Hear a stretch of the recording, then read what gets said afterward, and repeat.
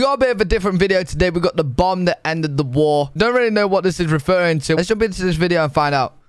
How do you destroy a bunker made of concrete buried 50 feet underground, especially when it's never been done before?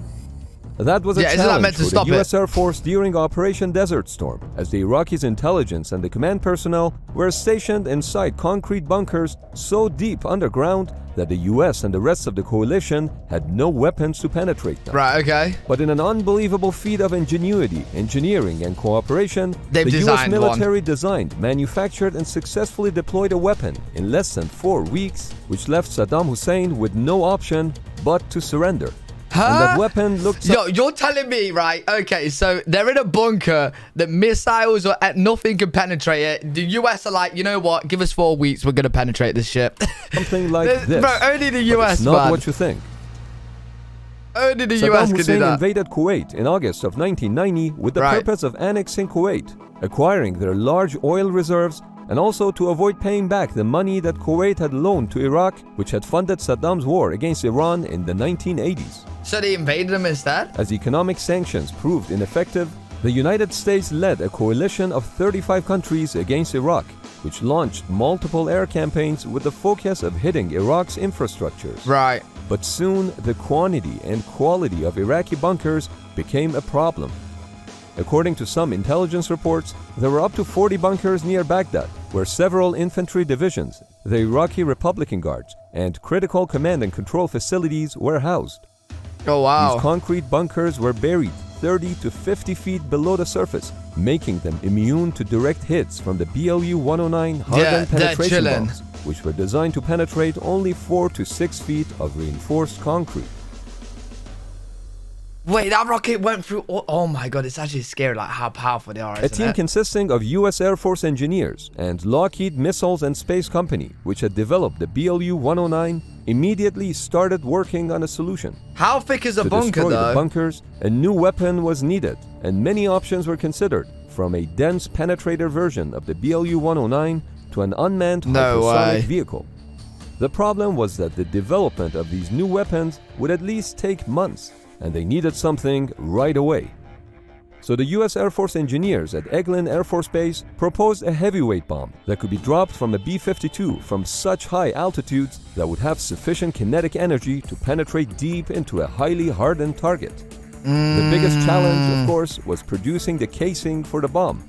It had to be able to penetrate through deep layers of soil and concrete without being crushed. How? Someone had the idea that the Army 8-inch howitzer barrels might just have the right material properties to do the job. So the Eglin Air Force engineers requested that the Army ship some of those barrels to Watervliet Arsenal. Watervliet Arsenal was renowned for their expertise and precision in machining gun barrels, and they were soon gonna attempt turning the howitzer barrels into the body of the bombs. It's just like a bit of cat and mouse, isn't it? I'm just sat here thinking, like, now modern day bunkers, would this missile be able to go through it or no? I'm guessing like America probably yet again design a bunker where it can't go through it, and then they'll have to design the rest of the world will catch on, and then they have to design it. It's like cat and mouse where they have to design a missile that can go through it, now design a bunker that it can't go, then a missile that can, you know what I mean? But the bomb specifications were not even yet finalized, and Eglin had to provide a go-no-go briefing to the top brass in about 1 week. But then again, if only the US can actually make these missiles, then the bomb should be done using F-111 fighter, which meant the 6,500-pound bomb had to be downsized to 4,600 pounds.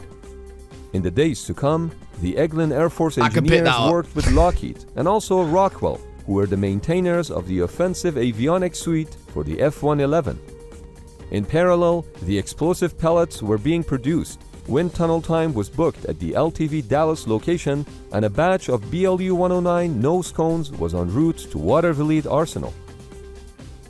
During the go-no-go decision on Wednesday, February 13, 1991, Eglin Air Base committed to delivering 2 test rounds and 2 operational rounds in just 2 weeks. 2 weeks? Yo, they move so quick, don't they? But like, imagine, like, they're probably sat in the bunker right now thinking, oh no, we're good, they're missiles and stuff, they're bombs, they can't hit us, right? 2 weeks later, 4 weeks later, boom, what is this? What is this? How are you blowing up our bunkers? They got the go-ahead. You know what I mean? By the end of that week, Watervliet had received the howitzer barrels, nose cones, and some specifications from Lockheed. At Watervliet, the machinists were working 7 days a week in multiple shifts around the clock to produce the penetrator's body. Is there like it'll probably tell us, right? But is there like a timer inside the bomb? Because I'm just thinking, don't bombs explode when they hit the ground, like missiles? So when they hit the ground, hit the target, they explode, right? Well, if this is like trying to go through a bunker, then explode, they don't want to explode on the outside of the bunker. They want to go into the... Yeah, it would definitely tell us. External hoops and rails were cut off from the barrel. It was then shortened to the penetrator's rough length, and its chrome plating was stripped off. The machining of the bomb had probably to breaks proceed, down, even though its design was not yet finalized. Spec changes were literally phoned in while the machining was in progress. A 30-hour precision boring operation was in progress, while at the same time, Lockheed engineers worked to determine the final bore dimensions to ensure it would fit the nose cone. The gun's rifling, its only remaining evidence of the weapon's former military role, was machined away. In total, it's estimated that 15 engineering design changes were made during the manufacturing process, something that was only possible through total team effort. Yeah, they're literally redesigning As the transformation on the go. from cannon to penetrator progressed, the nose cone was secured onto the body using a heat shrink operation, then preheated using special torches and welded into place in a 12-hour welding operation. Multiple wing attachment configurations were machined onto the munitions body. As finishing operations were completed, the team prepared for assembly. Oh, that's a big sniper bullet right there. On the morning of Saturday, February 16th, the first penetrator was loaded onto the U.S. Air Force's Air National Guard C-130 cargo plane. The paint of the bomb was still wet. The second bomb followed a few hours. What's really the need of like painting the bomb? You know what I mean? You're gonna pull it on, you're gonna use it, boom. You know, you might as well make it look a little bit like, you know, scary or pretty. Later, the work on rounds 3 and 4 began immediately at Watervliet. Once the bomb casing arrived at Eglin Air Force Base, it had to be loaded with explosives. The 13-foot casing was larger than anything previously loaded at Eglin, so it could not fit inside the existing facilities. That'd be so scary. The loading scary. had to be done outside, but not having a structure tall enough to hold the casing upright, they had to dig a hole in the ground to put the nose of the bomb in. What? One round was filled with concrete for a sled test, and the second round was filled with explosives in a 37-hour process. 630 pounds of molten explosives were poured in using buckets and packed by wooden rods, because the kettles were not big enough to melt all the explosives at once. The assembled penetrator was outfitted with a laser-guided head attached to the front of the body and stabilizing fins attached to the rear. The first GBU-28 was ready, and it was showtime. What the fuck is that? On February 24th, 1991... What is that? I didn't think it would look like this. Like, what? What? Is this like the guiding part of the... Oh, I've never seen anything like this. I just thought it would be the missile with the head like this. Boom, boom, boom.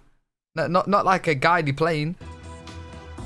On February 24th, 1991, the Super Penetrator was mounted on an F-111 and an inert test drop was initiated in the desert sands of Nevada. The weapon hit the desert floor at supersonic speed and buried itself over 100 feet deep. It was so deep that it was decided not to dig it up, as the expense of doing so could not be justified. 2 days later, a rocket sled test was conducted. What if somebody just stumbles on it? Right? At Holloman Air Force Base in New Mexico. Nothing in it. The bomb was fired against a 22-foot thick stack of steel-reinforced concrete slabs. The penetrator was found over half a mile away after having punched through the barrier. Wow. It was obvious to everyone that the GBU-28 could do the job. Oh. Satisfied with the results, rounds 3 and 4 were prepped at Watervliet and packed with explosives at Eglin Air Force Base. They were then immediately flown away to Saudi Arabia in preparation for the drops. On February 27th, 1991... I want to know how it knows to not explode on impact. Like how? Like it goes through and then when does it explode? Is it like a timer? 2 Air Force F-111 fighters dropped their laser-guided penetrators on a command and control bunker suspected of housing top Iraqi military officials. The first aircraft missed the target. The second one, however, was a hit. And if you look closely, in a few seconds you will see smoke pouring out of the bunker's air vents. This suggested that a bomb had found its way deep into the bunker. No It was way. later verified using bomb assessment photos, showing a large hole in the top of the targeted bunker. With only one test drop, the GBU-28 holds the current record for the minimal number of drops to operational deployment. Most U.S. Air Force bombs undergo about 30 drops before being deployed. Wow. It's been argued that the hasty Iraqi ceasefire, one day after the bunker was hit, may have had something to do with Saddam Hussein learning that their last refuge has been defeated. Yeah. The deep bunkers were no longer safe. Hey, listen. When you're in bunkers and you think you're safe, right? You're like, you know what? All good. 1 month later, you get information. Okay, the US made bombs, missiles that can now go through fucking bunker roofs and blow us up in it. Okay, yeah, we're surrendering. You know what I mean? In the days prior, what are you gonna do? Iraqi soldiers were already surrendering or fleeing. Of course they and are. The day before the bomb was dropped, Iraq had announced its complete withdrawal from Kuwait. But the GBU-28 bunker buster may very well have been the straw that broke the camel's back. How interesting. Literally the bomb that ended the war. Wow, really good video. I actually enjoyed that. Hopefully you guys enjoyed that as well. If you did, make sure to leave a thumbs up, subscribe. Really appreciate your guys' support. If you guys are enjoying these kind of videos, let me know in the comment section. Let me know what else you want me to check out, and I'll see you all in the next video.